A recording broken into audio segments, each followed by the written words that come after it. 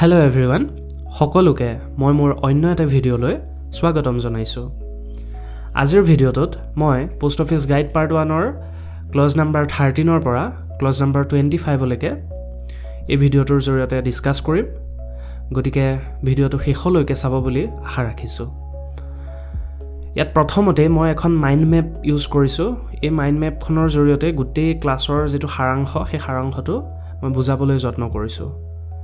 প্ৰথমে আমি close number 13, 14, 23, 24, 25ত কি বস্তুৰ বিষয়ে শিকিম। পোষ্টেজ ষ্টাম্পৰ যিসমূহ ৰাইট আছে, যিসমূহ অধিকাৰ আছে, সেইসমূহৰ বিষয়ে শিকিম। তাৰ লগতে পোষ্টেজ ষ্টাম্পবিলাক আমি কেনেদৰে এখন চিঠিত এপ্লাই কৰিব লাগে বা ইয়াৰ কাৰণে কেতিয়াবা কোনোবা দণ্ডনীয় হ'ব পাৰে নেকি, সেই সমস্ত বস্তুখিনি আমি এই ক্লজ কেইটাত শিকিম। আৰু তাৰ পাছতে ক্লজ নাম্বাৰ 15 আৰু 16ত আমি এটা মেইল বেগ বা এটা পাৰ্চেল আমি যেতিয়া পোষ্ট অফিচৰ পৰা বেলেগ এটা জেগালৈ পঠিয়াওঁ তেতিয়া কেনেকুৱা ধৰণৰ সাৱধানতা অৱলম্বন কৰিব লাগে সেইসমূহৰ বিষয়ে জানিম। অৰ্থাৎ পেকিং আৰু সিলিং সম্পৰ্কে গম পাম। ধৰক এটা পাৰ্চেলৰ ভিতৰত কিছুমান ফ্ৰেজাইল আইটেম আছে। ফ্ৰেজাইল মানে ভাঙিব পৰা কিছুমান যদি বস্তু থাকে, সেই পাৰ্চেলটো আমি কেনেদৰে পেক কৰিম বা সিল কৰিম সেই সম্পৰ্কে এই ক্লজ কেইটাত আমি গম পাম। আৰু তাৰ পৰৱৰ্তী ক্লজটোত অৰ্থাৎ 17ত আমি কোনটোৰ বিষয়ে জানিম, স্পেচিয়েল আইটেমছ কিছুমান। অৰ্থাৎ পোষ্ট অফিচৰ পৰা কেতিয়াবা কিছুমান স্পেচিয়েল আইটেমছ আমি বেলেগ এটা জেগালৈ ডেলিভাৰ কৰোঁ, তো তাৰ হেণ্ডলিংটো কেনেদৰে কৰিম সেই সম্পৰ্কে আমি ইয়াত গম পাম। আৰু একেবাৰে শেষত 18 আৰু 22 অৰ্থাৎ 18ৰ পৰা 22 নম্বৰ ক্লজলৈ আমি ধৰক লেটাৰ বক্সত আমি চিঠিখন কেনেদৰে দিম বা কিছুমান ডেডলাইনছ বা কিছুমান ৰুলছ সেইবিলাক সম্পৰ্কে আলোচনা কৰিম। গতিকে এই মাইণ্ড মেপটো আপোনালোকে মনত ৰাখিব। ঠিক আছে, এতিয়া আহক আমি স্পইল্ড আৰু ডিফেজ ষ্টাম্পৰ বিষয়ে শিকিম। সেয়া পোষ্ট অফিচ গাইড পাৰ্ট 1ৰ ক্লজ নাম্বাৰ 13ত আছে। আহক তেতিয়াহ'লে আৰম্ভ কৰোঁ এই ক্লজ নাম্বাৰ 13ত থকা স্পইল্ড আৰু ডিফেজড পোষ্টেজ ষ্টাম্পৰ বিষয়ে। যদিহে কোনোবা এটা পোষ্টেজ ষ্টাম্প, সেয়া লাগিলে আঠাযুক্ত পোষ্টেজ ষ্টাম্পেই হওক বা চিঠিত আগৰ পৰা লাগি থকা প্ৰিণ্ট হৈ থকা পোষ্টেজ ষ্টাম্পেই হওক, নতুবা মেচিনৰ দ্বাৰা লগোৱা কিছুমান ষ্টাম্পেই হওক। মেচিন মানে ফ্ৰেংকিং মেচিনৰ যিটো ইম্প্ৰেশ্যন থকা যিবিলাক পোষ্টেজ ষ্টাম্প সেইটোৰ বিষয়ে কৈছোঁ। তেনেকুৱা পোষ্টেজ ষ্টাম্পবিলাক যদি অবলিটাৰেটেড হয় বা ডিফেজড হয়, কাট, টৰ্ন, অভাৰ প্ৰিণ্টেড বা ইমপাৰফেক্ট কণ্ডিশ্যনত থাকে, তেতিয়াহ'লে আমি সেইবিলাকক এখন চিঠিৰ ওপৰত কেতিয়াও এপ্লাই কৰিব নোৱাৰোঁ। আৰু যদিহে আমি সেই তেনেকুৱা ধৰণে এপ্লাই কৰোঁ, অৰ্থাৎ কাট কণ্ডিশ্যনত আছে বা টৰ্ন কণ্ডিশ্যনত আছে, সেই পোষ্টেজ ষ্টাম্পটোকে আমি যদি ব্যৱহাৰ কৰোঁ, তেতিয়াহ'লে IPC ধাৰা অনুসৰি সেইটো এটা অপৰাধ হিচাপে গণ্য কৰা হয়। তো ইয়াতে অবলিটাৰেটেড মানেনো কি বুজাইছে? অবলিটাৰেটেড মানে হৈছে মচি পেলাবলৈ যত্ন কৰা কিছুমান পোষ্টেজ ষ্টাম্প। ডিফেজড মানে হৈছে বিকৃত আকাৰৰ কিছুমান পোষ্টেজ ষ্টাম্প। কাট মানে কটা চিঙা জাতীয় পোষ্টেজ ষ্টাম্প। টৰ্ন মানে হ'ল ফাটি অহা যিবিলাক পোষ্টেজ ষ্টাম্প সেইটোৰ বিষয়ে কৈছে। বা অভাৰ প্ৰিণ্টেড, কেতিয়াবা এটা পোষ্টেজ ষ্টাম্পৰ ওপৰতে অন্য এটা পোষ্টেজ ষ্টাম্প ধৰক প্ৰিণ্ট হৈ গ'ল, সেইটোৱে অভাৰ প্ৰিণ্টেড পোষ্টেজ ষ্টাম্প। বা ইমপাৰফেক্ট হৈ আছে, তো তেনেকুৱা কণ্ডিশ্যনত আমি কেতিয়াও এখন চিঠিৰ ওপৰত এই পোষ্টেজ ষ্টাম্পবিলাক ব্যৱহাৰ কৰিব নোৱাৰোঁ। আৰু যদিহে কোনোবাই সেই বস্তুটো কৰে, মানে তেনেকুৱা ধৰণে ব্যৱহাৰ কৰে, তেতিয়াহ'লে তেওঁ অপৰাধী হিচাপে গণ্য কৰা হ'ব। তাৰপিছতে ছাইডতে এটা মই নোটছ দিছিলোঁ। কি বুলি দিছোঁ যে never use special registration envelopes for unregistered mail. অৰ্থাৎ আনৰেজিষ্টাৰ্ড মেইলৰ কাৰণে আমি কেতিয়াও স্পেচিয়েল ৰেজিষ্ট্ৰেশ্যন এনভেলপবিলাকৰ ইউজ কৰিব নোৱাৰোঁ। গতিকে ক্লজ নাম্বাৰ 13টো আপোনালোকে নিশ্চয় বুজি পালে, য'ত আমি স্পইল্ড অৰ ডিফেজড পোষ্টেজ ষ্টাম্প সম্পৰ্কে গম পালোঁ। এতিয়া আমি জানিম ফিক্টিচিয়াছ ষ্টাম্পৰ বিষয়ে, যিটো আমাৰ পোষ্ট অফিচ গাইড পাৰ্ট 1ৰ ক্লজ নাম্বাৰ 14ত আছে। ফিক্টিচিয়াছ ষ্টাম্প মানেনো কি? যে নকলি যিবিলাক পোষ্টেজ ষ্টাম্প সেইটোকে আমি ফিক্টিচিয়াছ পোষ্টেজ ষ্টাম্প বুলি জানো।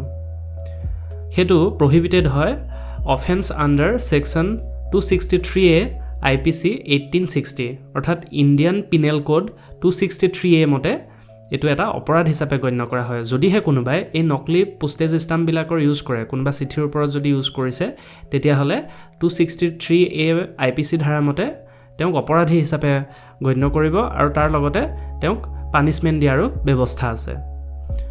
কিন্তু এইখিনিতে এটা এক্সেপশ্যন আছে যে এলাউড ফৰ ফিলেটেলিক পাব্লিকেশ্যনছ অৰ্থাৎ যিবিলাক ডাক টিকেট প্ৰকাশক আছে তো তেওঁলোকক এইবিলাকক ইউজ কৰিবলৈ দিব কিন্তু সেইবিলাক কি হ'ব লাগিব must be in black colour অৰ্থাৎ ক'লা ৰঙৰ চিয়াহীৰ দ্বাৰা অংকিত যিবিলাক পোষ্টেজ ষ্টাম্প সেইবিলাক সেই ফিলেটেলিক পাব্লিকেশ্যনছবিলাকে ব্যৱহাৰ কৰিব পাৰিব তো ইয়াতে আপোনালোকে ক্লজ নাম্বাৰ 13 আৰু ক্লজ নাম্বাৰ 14টোৰ বিষয়ে অতি সহজ ভাষাত বুজি পালে নেক্সট আমি ক্লজ নাম্বাৰ 24 আৰু 25টো আলোচনা কৰিম এতিয়া ক্লজ নাম্বাৰ 24তনো কি কোৱা হৈছে no non postal or charity seals on the address side আমি কেতিয়াবা কিছুমান চিল ইউজ কৰোঁ ন যে এখন চিঠি পঠিয়াইছোঁ তাত আমাৰ লোগো থকা এটা চিল ইউজ কৰিছোঁ সেইটো আমি কেতিয়াও এই পোষ্টেজ ষ্টাম্পৰ জেগাত বা পোষ্টেজ ষ্টাম্পটোত লাগ খাই থকাকৈ কেতিয়াও আমি ইউজ কৰিব নোৱাৰোঁ ইয়াৰ বাহিৰেও এড্ৰেছ লিখা ছাইটবিলাকত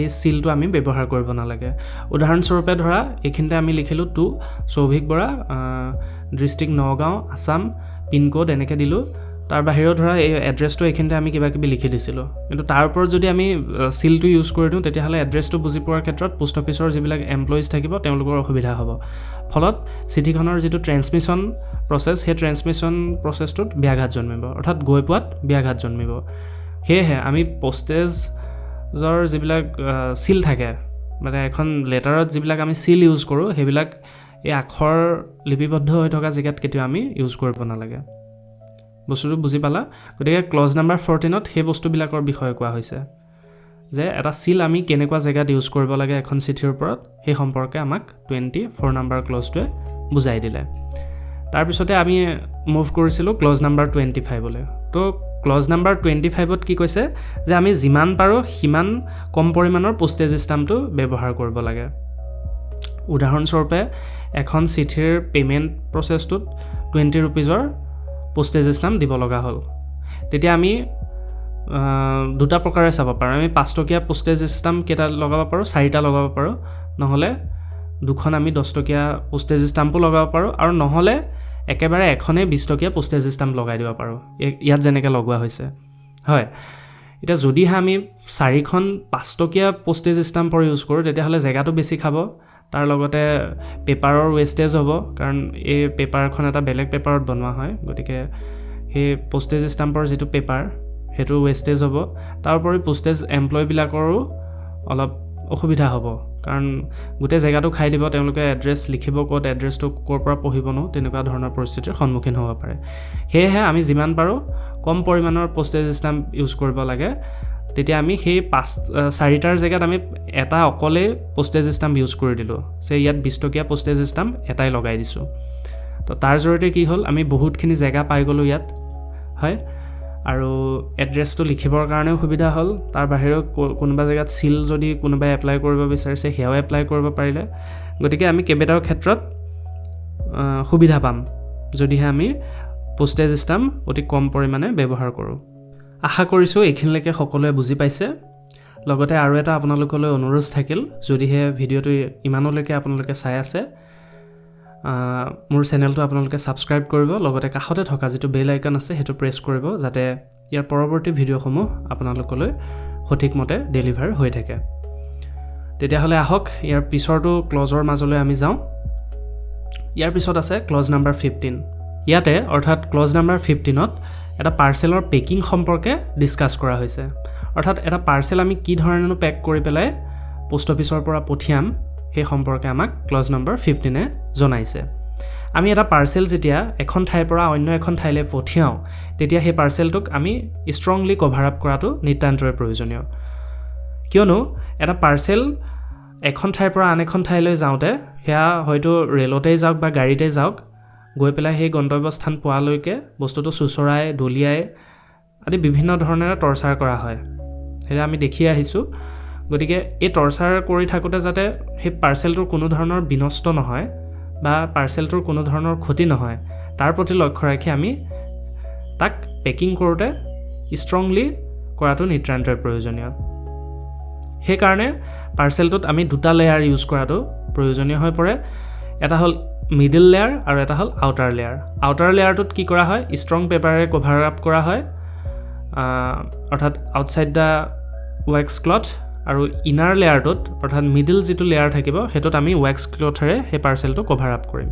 অৰ্থাৎ দুই ধৰণে কভাৰ আপ কৰিম প্ৰথমতে এইটো হ'ল পাৰ্চেলটোৰ ওপৰত আমি এখন কাপোৰৰ আৱৰণ দিম আৰু তাৰ ওপৰত এখন কাগজৰে বস্তুটোক কভাৰ আপ কৰি পেলাই আমি পোষ্ট অফিচৰ কাউণ্টাৰত গৈ পেলাই পঠিয়াম হয় গতিকে কেইটা লেয়াৰ থাকে সুধিব পাৰে দুটা লেয়াৰ থাকে এটা মিডল লেয়াৰ এটা আউটাৰ লেয়াৰ আৰু আউটাৰ লেয়াৰটোৰ ওপৰত ডেট ষ্টাম্পটো যাতে বহে তাৰ কাৰণে এখন আমি পেপাৰ ইউজ কৰিব লাগিব এইটো মেণ্ডেটৰী হয় minimum 2 date stamp booking post office আৰু ডেষ্টিনেশ্যন পোষ্ট অফিচ যাতে দুটা পোষ্ট ষ্টাম্প ইউজ কৰিব পাৰোঁ ডেট ষ্টাম্প ইউজ কৰিব পাৰোঁ সেইটো কাৰণে আমি এখন আউটাৰ লেয়াৰটোত পেপাৰো ইউজ কৰিম আৰু ইয়াতে কোৱা হৈছে zero' precaution post office takes no' special precautions for fragile item pack it well আৰু ফ্ৰেজাইল আইটেমবিলাকৰ ক্ষেত্ৰত আমি অতি সাৱধানেৰে সেই পাৰ্চেলটো পেক কৰাটো প্ৰয়োজনীয় কাৰণ তাত থকা বস্তুবিলাক ভাঙি যাব পাৰে বিকজ বস্তুবিলাক পোষ্ট অফিচত গৈ পোৱাৰ পিছত কি কৰা হয় চুচৰাই নিয়া হয় বা দলিয়াই দিয়া হয় যদিহে তাত কিবা প্ৰকাৰৰ গ্লাছৰ আইটেমছ থাকে সেইবিলাক যদি আমি বস্তুটো দলিয়াই দিওঁ ভাঙি যাব পাৰে গতিকে এই ক্ষেত্ৰত আমি বস্তুটো যেতিয়া পেক কৰিম সেই পেক কৰোঁতে সেই সাৱধানতাখিনি লোৱাটো নিতান্তই প্ৰয়োজনীয় আৰু কোনো ধৰণৰ শ্বাৰ্প এডজ থাকিব নোৱাৰিব অৰ্থাৎ জোঙা কোনো ধৰণৰ মানে এই কাষবিলাকত একো বস্তু থাকিব নোৱাৰিব যাৰ দ্বাৰা পোষ্ট অফিচৰ এমপ্লয়ী ইনজুৰি হ'ব পাৰে আৰু বা সেই বস্তুবিলাক ডেমেজ হ'ব পাৰে এইটো জোঙা হৈ থাকিলে ধৰক এটা বস্তুটো থেকেচা খাই গ'ল তো তেতিয়া কি হ'ব ভিতৰৰ আইটেমটো ভাঙি যোৱাৰ চান্স থাকে গতিকে এই বস্তুবিলাক নোহোৱাটো নিতান্তই প্ৰয়োজনীয় গতিকে আমি ক্লজ নাম্বাৰ 15ত কি গম পালোঁ যে যেতিয়া পাৰ্চেল এটা আমি পঠিয়াম কিছুমান সাৱধানতা লোৱাটো প্ৰয়োজনীয় সেই সাৱধানতাবিলাকৰ ভিতৰত কি হ'ব আমি যেতিয়া কভাৰ আপ কৰিম দুটা লেয়াৰত কৰিম প্ৰথম লেয়াৰটোত কি থাকিব এখন ৱেক্স ক্লথ থাকিব আৰু দ্বিতীয় লেয়াৰটোত এখন কাগজ অৰ্থাৎ ষ্ট্ৰং কাগজেৰে বস্তুটোক মেৰিয়াই ঢাকি দিয়া হ'ব আৰু যদিহে বস্তুবিলাক ফ্ৰেজাইল আইটেম হয় তাত আমি স্পঞ্জৰো ব্যৱহাৰ কৰিব পাৰোঁ ভিতৰত ভাঙি নাযাবৰ কাৰণে আৰু কোনো ধৰণৰ শ্বাৰ্প এডজ থাকিব নোৱাৰিব তাৰ উপৰিও ডেট ষ্টাম্প থাকিব লাগিব কোনকেইটা অফিচৰ থাকিব লাগিব বুকিং পোষ্ট অফিচ আৰু ডেষ্টিনেশ্যন পোষ্ট অফিচৰ ডেট ষ্টাম্প থাকিব লাগিব তো ক্লজ নাম্বাৰ 15টো ইমানতে শেষ কৰিছোঁ এতিয়া আমি আহিম ক্লজ নাম্বাৰ 16ৰ মাজলৈ 16ত কোনবিলাক বস্তুৰ বিষয়ে কোৱা হৈছে আমি ইয়াৰ আগৰ 15ত শিকিলোঁ পেকিঙৰ বিষয়ে এতিয়া শিকিম আমি চিলিঙৰ বিষয়ে আমি বস্তুটো কেনেদৰে চিল কৰিম অৰ্থাৎ এটা পাৰ্চেল আছে সেই পাৰ্চেলটোক আমি লা লগাওঁ বা বিভিন্ন ধৰণৰ আঠা লগাওঁ এইবিলাকৰ জৰিয়তে গামচাম লগাই কৰি আমি কি কৰোঁ চিল কৰি দিওঁ সেই বস্তুটোৰ চিলিং প্ৰচেছটো সম্পৰ্কে আমি এই ক্লজ নাম্বাৰ 16ত গম পাম তো ইয়াতে কোৱা হৈছে public are advised do not use a sealing wax on outside the unregistered letter and packets unless strictly necessary for protection অৰ্থাৎ যিমান পৰা যায় সিমান আমি লেটাৰ অৰ্থাৎ আনৰেজিষ্টাৰ্ড লেটাৰ আৰু পেকেটবিলাকৰ ওপৰত চিলিং ৱেক্সটো ব্যৱহাৰ নকৰিবলৈ চাব লাগে তো কিহৰ কাৰণেনো কৰিব নালাগে আৰু যদিতো কৰিব লগাত পৰেতো কৰিবই লাগিব কিন্তু আমিনো কিহৰ কাৰণে নকৰিব লাগে কাৰণ কেতিয়াবা এই চিলিং ৱেক্সটোৱে কি কৰিব চিঠিখনক ডেষ্ট্ৰয় কৰি পেলাব পাৰে ধৰা হ'ল এটা গৰম বাতাবৰণত আমি এই চিঠিখন থৈ দিলোঁ কেতিয়াবা এই বস্তুখিনি গলি পেলাই কি কৰিব পাৰে চিঠিখনক একেকোবে ডেষ্ট্ৰয় কৰি দিব পাৰে তো সেয়েহে আমি কি কৰিব লাগে যদিও আমি এই চিলিং ৱেক্সটো লগাওঁ তাৰ ওপৰত এখন টিচু পেপাৰ দি ঢাকি দিয়াটো নিতান্তই প্ৰয়োজন আৰু সেই টিচু পেপাৰখনৰ ওপৰত আমি চিল লগাওঁ কিবা লিখোঁ সেই বস্তুখিনি কৰিব পাৰোঁ তো ডাইৰেক্ট আমি মানে চিলিং ৱেক্সটো এপ্লাই কৰি পেলাই চিঠিখন পষ্ট কৰি কেতিয়াও দিব নালাগে তাৰ বাহিৰেও ইয়াতে এই ডায়েগ্ৰামটোত ধুনীয়াকৈ বুজাই দিছোঁ তো বেছ তৰফটোত কি হ'ব এনভেলপ পেপাৰখন থাকিব আৰু মিডল পজিশ্যনটোত আমি কি ইউজ কৰিম চিলিং ৱেক্স সেইটো ইউজ কৰিলোঁ আৰু একেবাৰে ওপৰত এই বস্তুখনে টিচু পেপাৰটো বুজিছে এইখন হ'ল টিচু পেপাৰটো একে টপ পৰ্চনটোত থাকিব a piece of tissue or thin paper laid over the wax before the seal is stamped অৰ্থাৎ এখন টিচু পেপাৰ এই ৱেক্সৰ ওপৰত দি দিম আৰু সেই টিচু পেপাৰখনৰ ওপৰত আমি চিল বা মোহৰ এপ্লাই কৰিম আৰু এই প্ৰক্ৰিয়াটো আমি বিশেষতঃ কেতিয়া কৰোঁ যেতিয়া ফৰেন আৰ্টিকেলছবিলাক আহে বা ফৰেনলৈ আমি কিছুমান আৰ্টিকেলছ পঠিয়াবলগীয়া হয় বা পেকেট পঠিয়াবলগীয়া হয় তো তেতিয়া আমি এই প্ৰিকুৱেশ্যনছখিনি লোৱাটো নিতান্তই প্ৰয়োজনীয়। তো ক্লজ নাম্বাৰ 16টো নিশ্চয় বুজি পাইছে আপোনালোকে। ইয়াৰ পিছতে আমি আহিম ক্লজ নাম্বাৰ 17ৰ মাজলৈ। তো ক্লজ নাম্বাৰ 17তনো কি কোৱা হৈছে? ক্লজ নাম্বাৰ 17টো আছে পষ্টিং অফ কইনছ। এতিয়া ইণ্ডিয়া পোষ্টৰ জৰিয়তে কিছুমান ভেলুৱেবল আইটেমছো আমি ডেলিভাৰ কৰোঁ, যে কইনছ, বুলিয়ন, জুৱেলাৰী, হয়, গ'ল্ড, চিলভাৰ, এনেকুৱা জাতীয় বা কিছুমান কাৰেঞ্চি আমি পঠিয়াওঁ। অৰ্থাৎ এইবিলাক এটা ভেলুৱেবল বস্তু হয়। তো এইবিলাক পঠাওঁতে আমি কি কি প্ৰিকুৱেশ্যনছ লোৱাটো প্ৰয়োজনীয় সেই সম্পৰ্কে এই ভিডিঅ'টোত আমি জানিম। ইয়াতে কোৱা হৈছে valuables must be insured for inland post. আমি এই আৰ্টিকেলবিলাক যেতিয়া পঠিয়াম বা এই ভেলুৱেবল বস্তুবোৰ যেতিয়া আমি পঠিয়াম, সদায় আমি ইনশ্বৰ্ড পাৰ্চেল কৰি পেলাই এই বস্তুবিলাক পঠিয়াব লাগিব। যদিহে আমি ইনশ্বৰ্ড নকৰোঁ তেতিয়াহ'লে কি হ'ব, কিবা কাৰণত যদি বস্তুটো হেৰাই যায় তেতিয়াহ'লে আমি তাৰ পৰা কোনো ধৰণৰ মূল্য লাভ নকৰিম। সেয়েহে যেতিয়াই আমি এইবিলাক বস্তু পঠিয়াম সদায় আমি কি কৰিম, ইনশ্বৰ্ড পাৰ্চেল কৰি পেলাই পঠিয়াম। ঠিক আছে। আৰু কি কি বস্তু পঠাম ইতিমধ্যে তোমালোকক কৈছোঁৱে। কইনছ পঠিয়াব পাৰোঁ, বুলিয়ন বা প্ৰিচিয়াছ কিছুমান ষ্ট'নছ আমি পঠিয়াব পাৰোঁ। তাৰ বাহিৰেও জুৱেলাৰী পাৰোঁ। সেই জুৱেলাৰীবিলাকৰ ভিতৰত কি কি পৰিব? বিভিন্ন ধৰণৰ ৱাটছেছ পৰিব, যিবিলাক এণ্টায়াৰলি বা মেইনলি গ'ল্ড, চিলভাৰ আৰু প্লেটিনামৰ হ'ব পাৰে। তাৰ বাহিৰেও আমি গ'ল্ড আৰু চিলভাৰ আৰ্টিকেলছ কিছুমান পঠিয়াব পাৰোঁ, য'ত ইনক্লুড হৈ থাকিব কিছুমান গ'ল্ড আৰু চিলভাৰৰ বস্তু।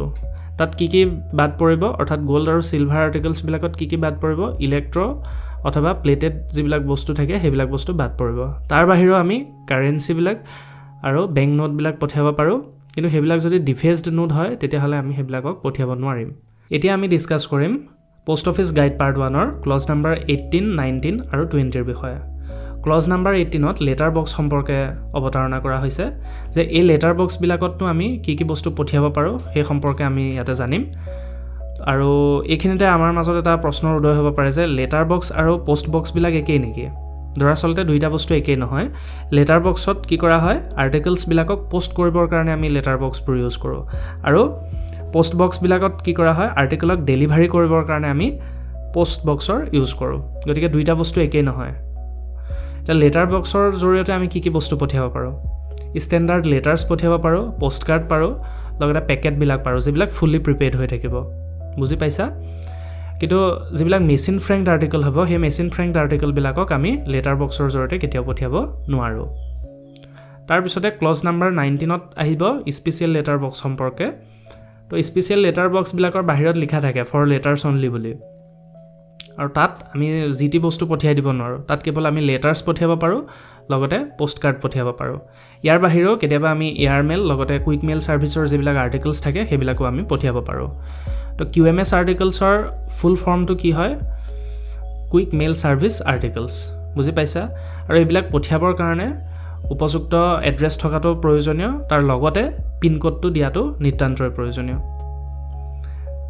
এইখিনিলৈকে চাগে আপোনালোকে ক্লজ নাম্বাৰ 18 আৰু 19টো ভালদৰে বুজি পাইছে। এতিয়া আহিছোঁ ক্লজ নাম্বাৰ 20ৰ মাজলৈ। তো ক্লজ নাম্বাৰ 20ত কোৱা হৈছে presentation of large officials and other letters in bulk at window' of van or post office. অৰ্থাৎ আমি পোষ্ট অফিচৰ জৰিয়তে কিছুমান কি কৰোঁ, পাৰ্চেল পঠিয়াওঁ। সেই সকলোবিলাক পাৰ্চেল আমি লেটাৰ বক্সৰ জৰিয়তে পঠিয়াব নোৱাৰোঁ, কাৰণ কিছুমান ডাঙৰ ডাঙৰ পাৰ্চেলো আহে, হয়নে? গতিকে এইবিলাক পঠিয়াবৰ কাৰণে আমি কি ব্যৱহাৰ কৰিব পাৰোঁ? পোষ্ট অফিচৰ কাউণ্টাৰত যাব পাৰোঁ, নতুবা পোষ্ট অফিচ ভেনখনৰ ওচৰত গৈ সেইবিলাকৰ বুক কৰিব পাৰোঁ। অৰ্থাৎ আমি সেই ডাঙৰ যিবিলাক পাৰ্চেল থাকিব সেই পাৰ্চেলবিলাক কেতিয়াও লেটাৰ বক্সৰ জৰিয়তে পোষ্ট কৰিব নোৱাৰোঁ। সেইখিনিকে কোৱা হৈছে all parcels post office, mail office, counter only. অৰ্থাৎ সকলোবিলাক পাৰ্চেল আমি ক'ত বুক কৰিব পাৰিম? পোষ্ট অফিচত পাৰিম, নহ'লে মেইল অফিচৰ কাউণ্টাৰত গৈ বুক কৰিব পাৰিম। আৰু তাৰ বাহিৰেও কিছুমান লাইচেঞ্চ অথৰিটি থাকে, কাউণ্টাৰৰ লাইচেঞ্চ থাকে, তো তাত গৈ পেলাই ৰেজিষ্টাৰ্ড নিউজ পেপাৰ আৰু ফ্ৰেংক আৰ্টিকেলবিলাকো আমি পোষ্ট কৰিবৰ কাৰণে ব্যৱহাৰ কৰিব পাৰিম। হ'ব? এতিয়া আমি ক্লজ নাম্বাৰ 21টো ডিছকাছ কৰিম। তো ইয়াতে ক্লজ নাম্বাৰ 21ত আৰ্টিকেলছ ৰিকুৱাৰিং স্পেচিয়েল ট্ৰিটমেণ্টৰ বিষয়ে কোৱা হৈছে। তো ইয়াতনো কি কি কৈছে আমি চাওঁ এপাক, যে কিবা এটা বস্তু বুক কৰাবৰ কাৰণে আমি পোষ্ট অফিচত যাওঁ, হয়নে? কিন্তু সেই পোষ্ট অফিচলৈ যোৱা টাইমটো আমি লাষ্টত নগৈ পেলাই অলপ আগতীয়াকৈ গৈ, অৰ্থাৎ হাফ এন আৱাৰৰ আগতীয়াকৈ গৈ হ'লেও আমি বুক কৰাটো প্ৰয়োজন। কাৰণ যদিহে আমি একে লাষ্ট সময়খিনিত যাওঁ, ধৰা 5 মিনিট 10 মিনিট আছে মেইল ছেকশ্যনটো ক্ল'জ হ'বলৈ, তেতিয়া যদি যাওঁ কি হ'ব, পোষ্ট অফিচ এমপ্লয়ীখিনিও খৰখেদা হ'ব, যাৰ জৰিয়তে বস্তুটো কিবা কাৰণত থাকি যাব পাৰে বা কিবা তেওঁলোকৰ অসুবিধা হ'ব পাৰে। গতিকে আমি একেবাৰে পিক টাইমত নগৈ পেলাই আধা ঘণ্টা হ'লেও আগত যাবলৈ যত্ন কৰিব লাগে, যাতে পোষ্ট অফিচৰ এমপ্লয়িজখিনিয়ে সুন্দৰ ৰূপত পেকিং চিল সেই সকলোবিলাক প্ৰচেছ কৰি পেলাই পোষ্ট অফিচৰ ভেনত উঠাই দিয়ালৈকে সকলোখিনি কৰ্ম তেওঁলোকে কৰিব পাৰে। আৰু তাৰ বাহিৰেও আমি যিবিলাক ইনচিয়ৰ্ড আৰ্টিকেল বুক কৰোঁ, তাত ওপৰত সদায় ইনচিয়ৰ্ড ফৰ ৰুপিজ, ইয়াত যিটো এমাউণ্টৰ বুক কৰোঁ আৰু সেইটো লিখি দিব লাগে, ধৰা 100,000 সেইটো মতে লিখি দিব লাগে। অৰ্থাৎ ক্লজ নাম্বাৰ 21ত এইটোৱে কৈছে যে আমি যিমান পাৰোঁ সোনকালে পোষ্ট অফিচৰ উইণ্ড'ত গৈ পেলাই বস্তুটো বুক কৰিব লাগে, একে লাষ্টৰ পিক টাইমটোলৈ আমি কেতিয়াও ৰৈ থাকিব নালাগে। সেইটোৱে ক্লজ নাম্বাৰ 21ত কৈছে। আৰু সম্ভৱতঃ গোটেই ক্লাছটোৰ জৰিয়তে আপোনালোকে বস্তুবিলাক বুজি পাইছে।